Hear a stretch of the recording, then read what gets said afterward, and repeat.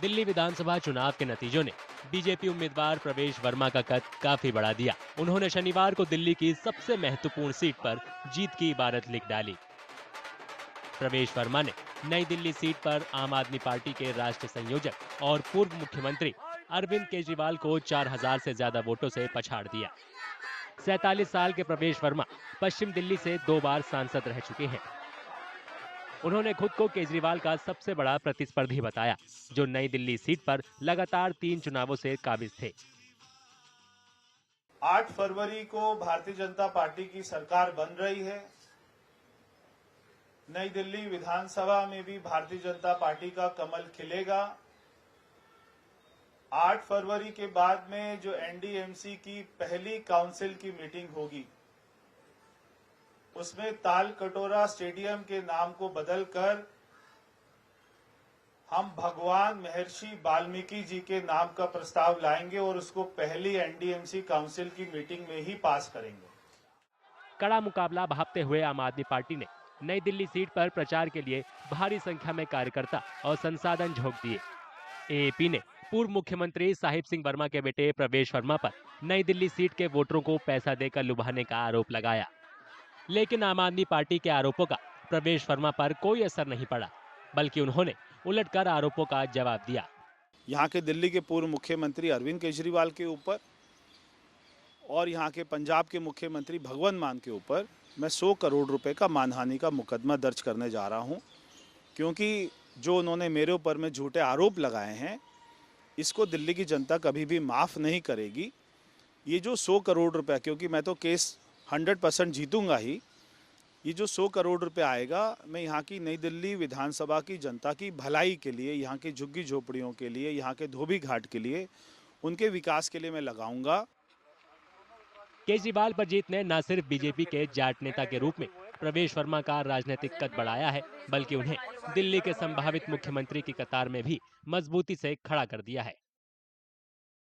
दिल्ली वासियों को बहुत बहुत बधाई। उन्होंने प्रधानमंत्री जी के में अपना विश्वास जताया है।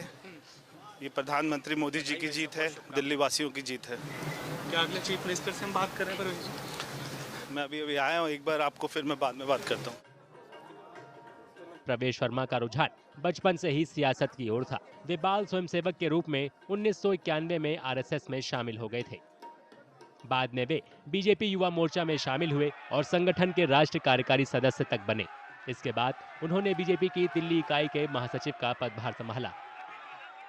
जो बड़ी बहनें होती है, उनका आशीर्वाद हमेशा अपने छोटे भाई बहनों के साथ ही रहता है।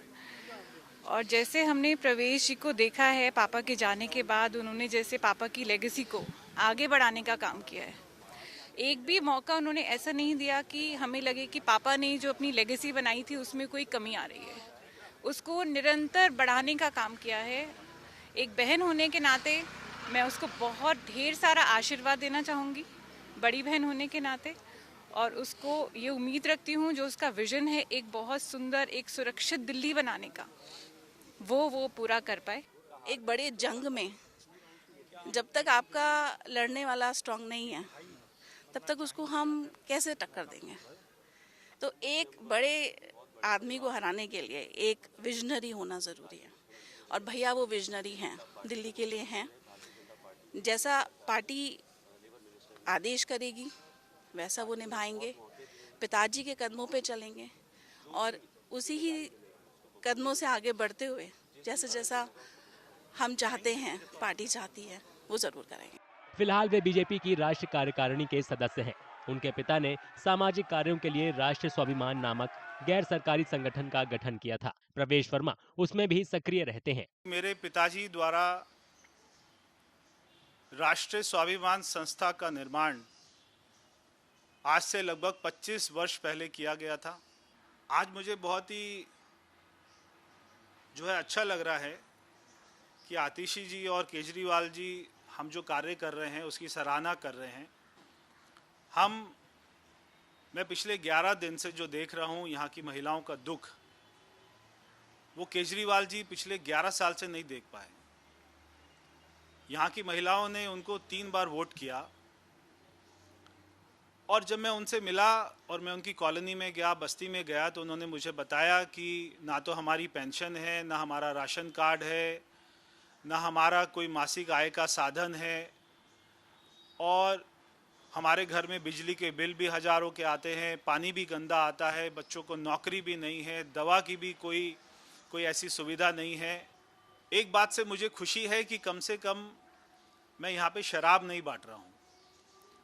जो दिल्ली के मुख्यमंत्री पूरी दिल्ली में बांट रहे थे जब दिल्ली में कोविड था। साल 2013 के विधानसभा चुनाव में वे महरौली सीट से विधायक चुने गए थे। 2014 के लोकसभा चुनाव में वे पश्चिमी दिल्ली सीट से सांसद बने। साल 2019 में उन्होंने इस सीट से दोबारा लोकसभा चुनाव लड़ा और 4,78,000 वोट से जीत दर्ज की। बहुत बढ़िया।